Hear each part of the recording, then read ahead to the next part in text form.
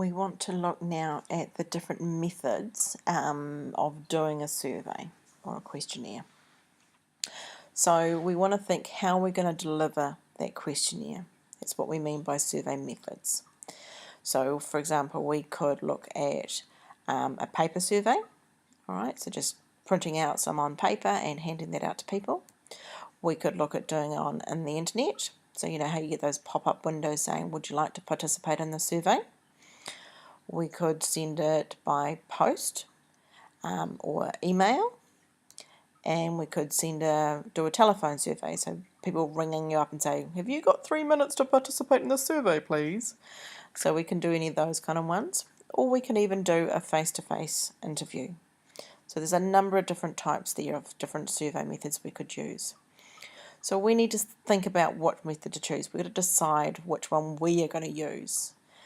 So some of the things we want to think about: bias, response rate, accuracy of data, the time it takes to administer, the cost, the geographical area, and more. Okay, so that's the core factors we want to think about to start with.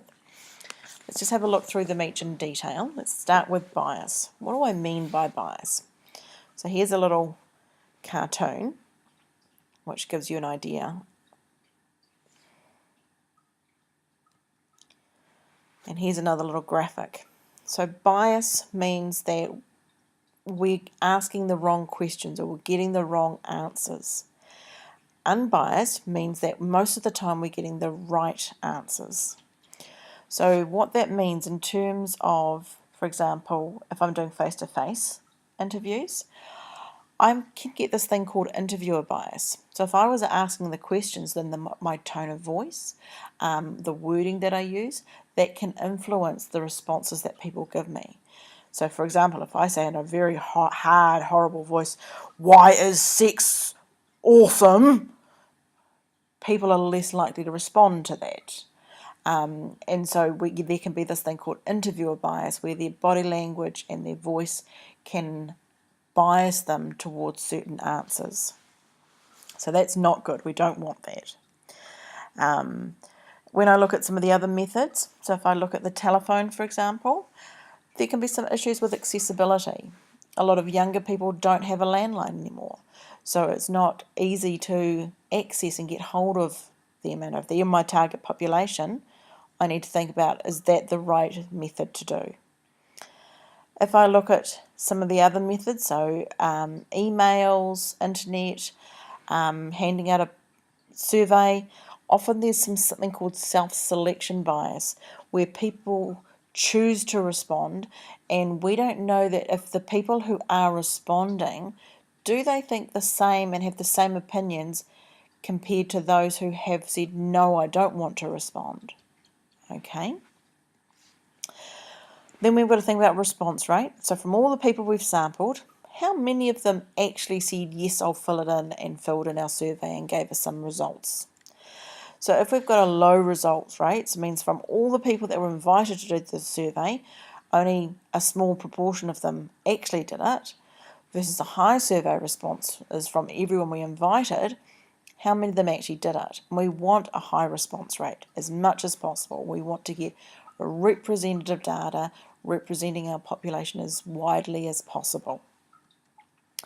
So if I think about face-to-face interviews, okay, it's much harder for people to say no to you. If you come up to them and say to your face, look, have you just got a minute to help me with this problem, or just a minute to go and do this survey, it's much harder for people to say no face-to-face.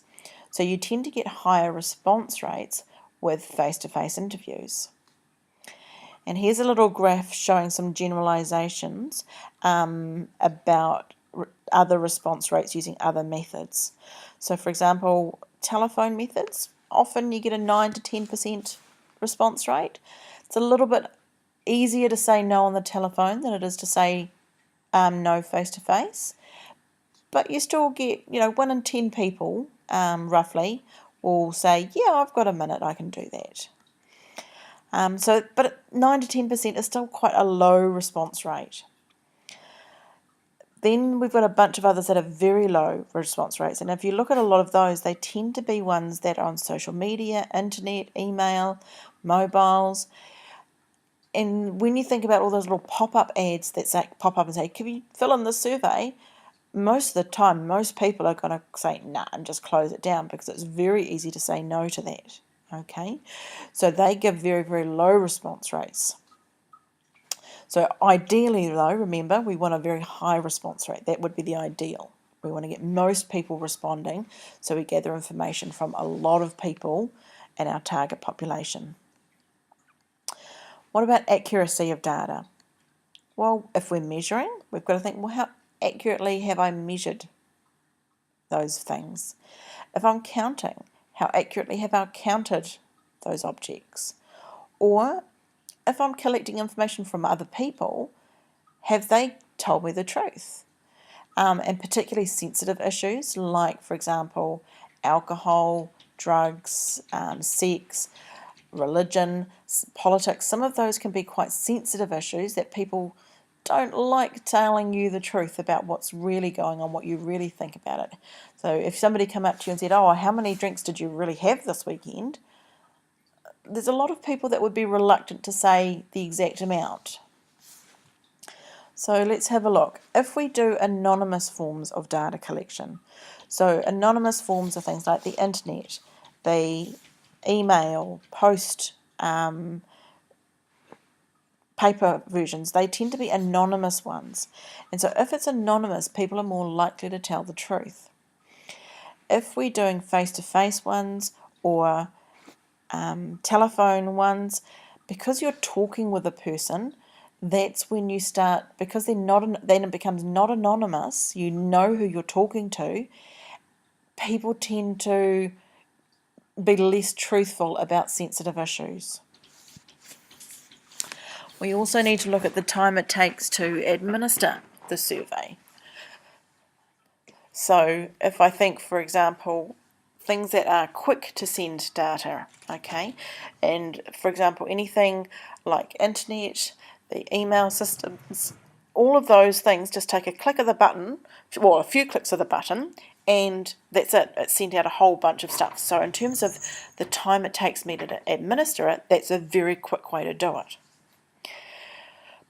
Ones that are time consuming, that take a lot of time to do, collect data, are your face-to-face ones, your telephone ones, you're handing out pieces of paper to people. Those ones take a lot more time because they require a person to be standing there talking to other people.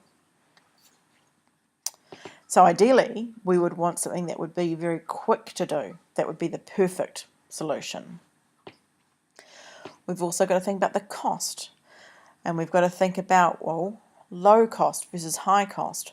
How much do these things cost? And so internet, email, those are all quite low cost forms. Things that cost a lot more are things that involve people. For example, the face-to-face interviews, they require people there.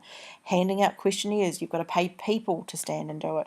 Telephone, you've got to pay people to stay at the end of the telephone. So you're paying people for their time, and that's what raises the cost, is when you pay people. So ideally, a business would want only something that doesn't cost very much. Then let's think about geographical area. And so I mean by that a wide geographical area. Am I getting information from a lot of people? So not just people that live next door to me, but am I getting people from all across Auckland? Am I getting people all across New Zealand, all across the world? How widely am I collecting information from a group of people? Am I just getting the people that live on Ormiston Road? Okay, so wide geographical area. If you're doing a postal one, if you're doing internet one and so on, telephone one, you can get information from a wide range of people across the entire country.